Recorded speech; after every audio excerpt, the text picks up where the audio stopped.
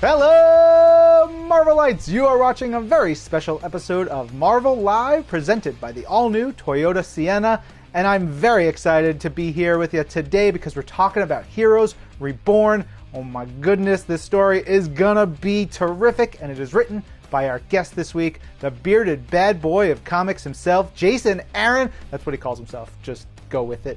You guys, it's going to be terrific. It's going to be awesome. Big, exciting storyline. Before we get into talking with Jason, why don't we watch this brand new trailer to see the story behind Heroes Reborn.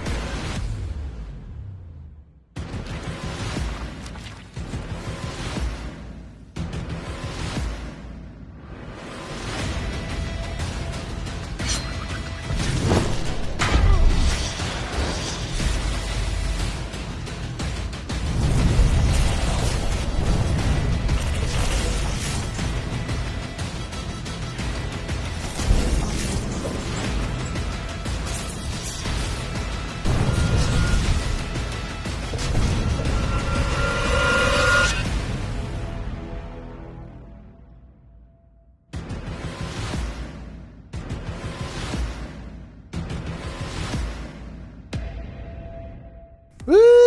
Jason Aaron, it is good to talk to you here, my friend. How are you? Good. It's good to talk to you. And especially because we are talking about Heroes Reborn. We just saw an awesome trailer. Jason, give us a lowdown. What is Heroes Reborn all about? It is a version of the Marvel Universe that I'm pretty confident in saying we've never seen before. And the entire world has been changed so that the Avengers never existed and Earth's mightiest heroes have always been the Squadron Supreme, which, as you can imagine, changes quite a lot of the big Marvel stories that we know from the past. All right, so Squadron Supreme of America. Of course, you mentioned a couple of the characters. You mentioned that the Squadron in some way, shape, or form has been around for a long, long time. There's been some great Squadron Supreme stories over the years. But for anybody who is watching this who does not know who the Squadron Supreme of America is, can you tell us who those characters are? Sure, you have Hyperion, who is the mightiest man in all of the Marvel Universe. You know, we established kind of the new secret identities for these guys in the pages of Avengers.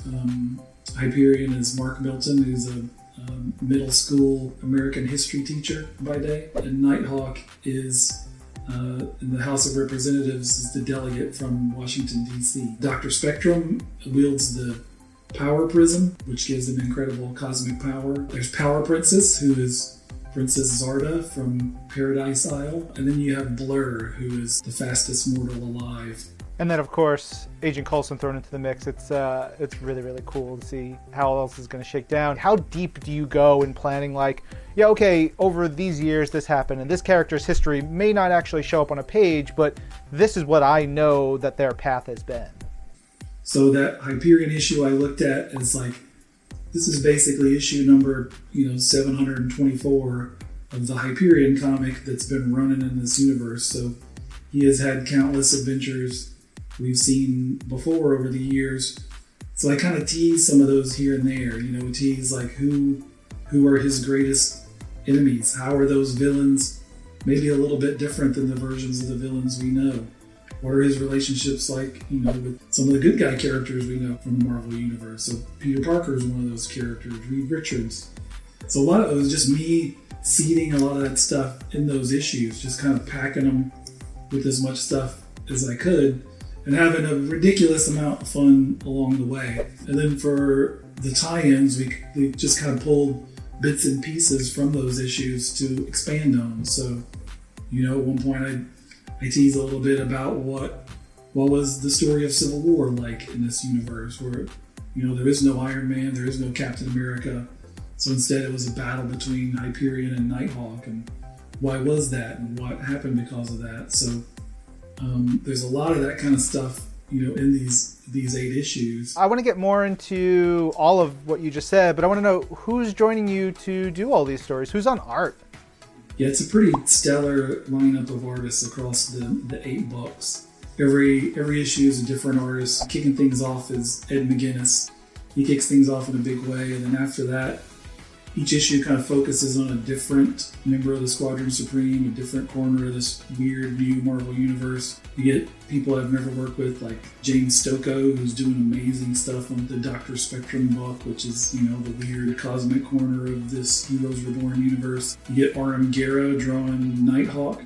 So it's a really amazing group of artists over the course of the 2 months of Heroes Reborn. You mentioned that this is the world where the Squadron Supreme of America is the premier super team and there's no Avengers. Why did you want to do this big story as you've been writing so many awesome Avengers stories where there are no Avengers? I like those stories that kind of tweak Marvel history a little bit. All those kind of what if sort of stories. And this is basically doing that for the entirety of the Marvel timeline. When there's no Avengers, there's no Spider-Man, there's no Fantastic Four. They're really, the Marvel Universe as we know it, the heroes don't exist in this world as we know them. So the Squadron have been at the heart of every major Marvel story, whether that's the first time Galactus came to Earth, the Kree-Skrull War, the Civil War. Everything has been changed to reflect the Squadron Supreme characters. Some of those stories we've seen in the past that they're like these characters who sort of are anchored into this reality, coming from a different reality. Blade, it kind of remembers the way things were. Why did you choose Blade to be this character with that point of view? Yeah, you pick up Heroes Reborn, this whatever has happened has already happened. Like the entire world has been changed.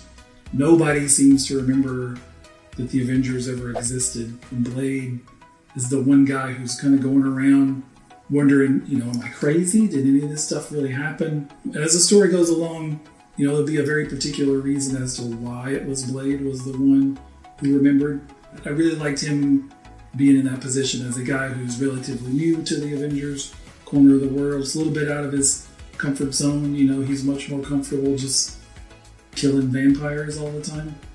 So to have him be the guy who remembers the Avengers and has to try to reform the Avengers in the midst of this crazy new world, and, I thought that'd be a lot of fun. You're a big comic buff. You know that, an anniversary in issue 600 would have been some big event for this character. Do you have those type of thoughts in your head too? Sure. We packed a tremendous amount in there, including nods to kind of, these versions of the characters from the Silver Age or the Golden Age, going into the past. A lot of different references to secondary characters, past storylines, love interests. There's a lot. So I think pretty much everything I jotted down, I was able to pack into one of these issues or the other. And should mention, these issues are also a little bit oversized. So there's the main story, and then there's also a backup story in each issue. So, in an issue that focuses on Nighthawk, you also get a backup drawn by Ed McGuinness in every issue that follows the Avengers characters as they try to reform in this weird new world. So again, it starts with Blade and Blade trying to figure out, does anybody else remember this? What happened to, all the other people in the Avengers? And we follow him kind of through those backups as he tries to piece things together. So there are other little Easter eggs and things that we stuck in the backups too. Final question, and very, very important. You and we got tattoos together for a previous story of yours, War of the Realms, over here. Yeah, there you go. If you were to get a tattoo tied to Heroes Reborn, what would it be? And then what would my tattoo be? Because we would have to get them together. Oh, that's a good question. I hadn't thought about this story in relation to tattoos. What if you got Hyperion's like Spanx belt thing tattooed on your belly? That's a bold statement. Maybe you could do that one and I could do something else? Yeah, okay. All right.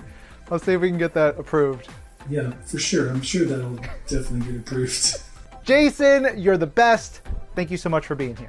Check out Heroes Reborn #1, available at your local comic shop or in the Marvel Comics app this May. It's really awesome. You're going to love it. I'm Ryan Penagos, and you've been watching Marvel Live, presented by the all-new Toyota Sienna.